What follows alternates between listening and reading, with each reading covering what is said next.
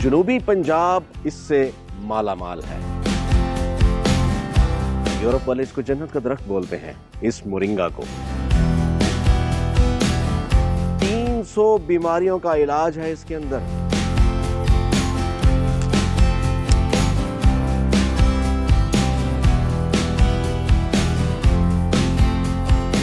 अस्सलाम वालेकुम नाजरीन, एक नए वीलॉग के साथ आपका मेजबान आमिर मलिक आपकी खिदमत में हाजिर है।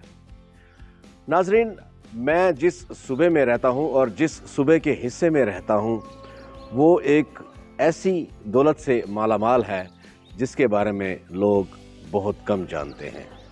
साल हर साल से सूबे का यह हिस्सा इस दौलत से मालामाल है। जी हाँ, मैं बात कर रहा हूं मोरिंगा की, सुहाजना की। जनूबी पंजाब इससे मालामाल है। जनूबी पंजाब की सारी पट्टी इन दरख्तों से, मोरिंगा के दरख्तों से भरी पड़ी है। लेकिन शायद हम में वो शऊर नहीं है कि ये जिसे जन्नत का दरख्त भी कहा जाता है, यूरोप वाले इसको जन्नत का दरख्त बोलते हैं, इस मोरिंगा को। इसका इस्तेमाल हमने कैसे करना है, ये हमें शायद सिर्फ इतना आता है कि हमने मोरिंगा को तोड़ना है, सुहांजने को तोड़ना है और उसका साग बना देना है। इसके अलावा हमें कुछ नहीं आता। हालांकि सुहांजना, मोरिंगा, जो कि 300 बीमारियों का इलाज है इसके अंदर। जी हाँ, मैंने पिछले वीलॉग में कहा था कि अगर सुहांजने के बारे में मैं वीलॉग बनाने लगूं तो शायद एक पूरी सीरीज या शायद पूरा एक चैनल इस पे बन सकता है। जी हाँ। अच्छा, एक अंदाजे के मुताबिक जनूबी पंजाब में बड़े बड़े शहरों में, छोटे छोटे शहरों में हजारों की तादाद में ये दरख्त पाए जाते हैं। शायद लाखों की तादाद में भी हो सकते हैं। और किसी को अफादियत मालूम नहीं है। और किसी को अफादियत मालूम नहीं है, सिवाय इसके कि ये साग के तौर पर खा के खाया जाता है। एग्जैक्टली। मेरे घर में, घर के साथ मेरा एक खाली प्लॉट है और मैंने कोई 1 साल पहले इसके कुछ कलमें लगाई थी, बड़े बड़े डंडे लगाए थे, तो ये फल दे रहा है अब। तो मैंने सोचा इसका वीलॉग भी बनाया जाए। एक बात तो तय है, इसके फ़ायदे तो बहुत ज़्यादा हैं, लेकिन अनकरीब इंशाअल्लाह जनूबी पंजाब जो है इससे लाखों रुपए कमाने लग जाएगा। ना सिर्फ ये कि इसको पकाना है, बल्कि इसको बहुत कुछ करना है। अच्छा, ये देखें, अब ये मोरिंगा के फूल हैं, ये मोरिंगा का फल है, ठीक है। और ये फल जो है सुहांजने की शक्ल में मंडियों में जाता है और बिकता है। अगर हम ये करें कि इस मोरिंगा के फल को, इन फूलों को हम उतार के या लेके इसको सुखा दें, डिहाइड्रेट कर दें, काटने के बाद इसको हमने धोना है, धोने के बाद हमने इसको डिहाइड्रेट कर देना है। धूप में भी कर सकते हैं, लेकिन शायद धूप में आपको वो ग़िज़ाइयत ना मिले। अगर आप धूप में इसको नहीं सुखा सकते तो इसको छांव में सुखाना ज़रूरी है। एग्जैक्टली ऐसी है, छांव में सुखाना ज़रूरी है। नहीं तो अगर आपके पास डिहाइड्रेटर है, डिहाइड्रेट करने वाली मशीन है, तो फिर आप ये काम बआसानी कर सकते हैं। आपको एक बात बताना चलूँ मूसा भाई, कि इसकी जो कलम है, कलम से ये बड़ी जल्दी ग्रो करता है। यानी अगर हम इसका, आप यूँ समझ लें, कोई 4 से 5 फीट या 6 फीट या 7 फीट का जो है इसकी कलम हो, लकड़ी हो, डंडा हो, सब्ज हो, ठीक है, और तकरीबन 3-4 इंच मोटाई में हो, तो उसको हम ज़मीन में इसको लगा दें और फिर इसको पानी की कमी ना होने दें, और इंशाल्लाह ये 1 महीने के अंदर अंदर स्प्राउटिंग इसकी शुरू हो जाएगी। 1 महीने के अंदर? जी हाँ, 1 महीने के अंदर अंदर।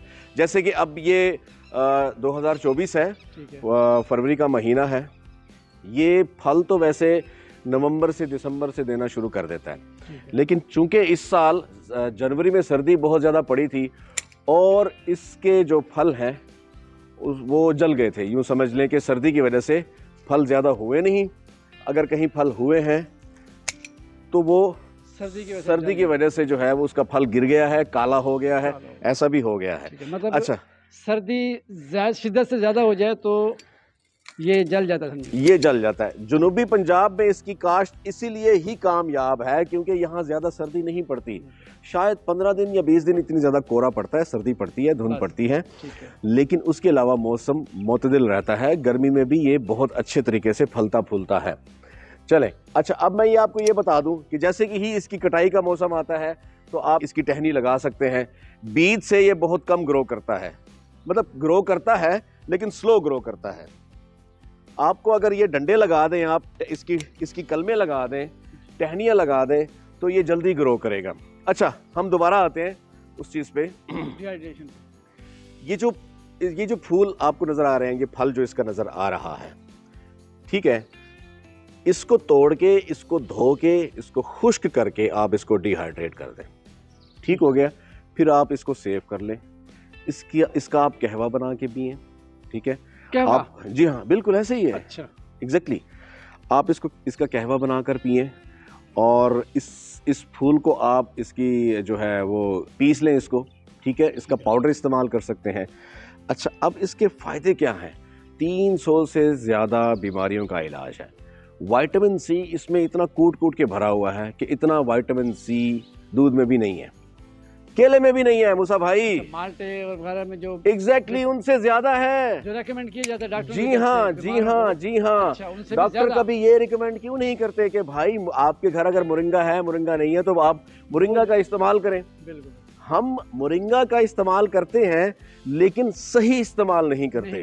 क्या होता है, हम इसके फूलों को जो है, जो साग हम खाते हैं, वो हम बॉयल कर करके इसका पानी निकाल के, वो पानी चला जाता है जनाब किचन के सिंक के थ्रू नालियों में। मतलब हम पहले इसका बेड़ा गर्क करके फिर हम इसका साग पकाते हैं। अच्छा। जब हम इसका साग पकाते हैं तब भी अच्छा होता है, टेस्टी होता है, उसमें कुछ ना कुछ तो होता है, लेकिन वो सब कुछ निकल चुका होता है। अच्छा, आप ये देखें कि यूरोप में, अमेरिका में लोग अपनी डाइनिंग टेबल पर इसके पत्तों का पाउडर, जी हाँ, इसके पत्तों का पाउडर रखते हैं एज अ स्पाइसेस, ठीक है, मिसाले के तौर पे ऊपर छिड़कने के लिए। वो किस लिए? ओ भाई, जब आप ऊपर गरम मसाला छिड़कते हैं तो क्यों नहीं हम मोरिंगा के पाउडर को इसलिए इस्तेमाल करें कि ये जनाब ऊपर जैसे गरम मसाला छिड़कते हैं ऐसे मोरिंगा के पाउडर को भी हम छिड़क सकते हैं। अच्छा, ये शहद की मक्खी भी इसके फूलों को रस चूसती है। एग्जैक्टली। ये जो फल है उसके बाद ये फूल बनता है। बिल्कुल। अच्छा, इस फूल के बाद ये एक फली की शक्ल इख्तियार कर जाता है, लंबी सी। अच्छा। और उस लंबी सी फली में, मोरिंगा की फली में बीज होता है, ठीक है। उस बीज का ऑयल जो निकलता है, वो ऑयल जो है वो आपके ऑलिव ऑयल से भी महंगा है। अच्छा। और उसमें जो ग़िज़ाइयत, जो ताकत है, वो ऑलिव ऑयल से भी ज्यादा है।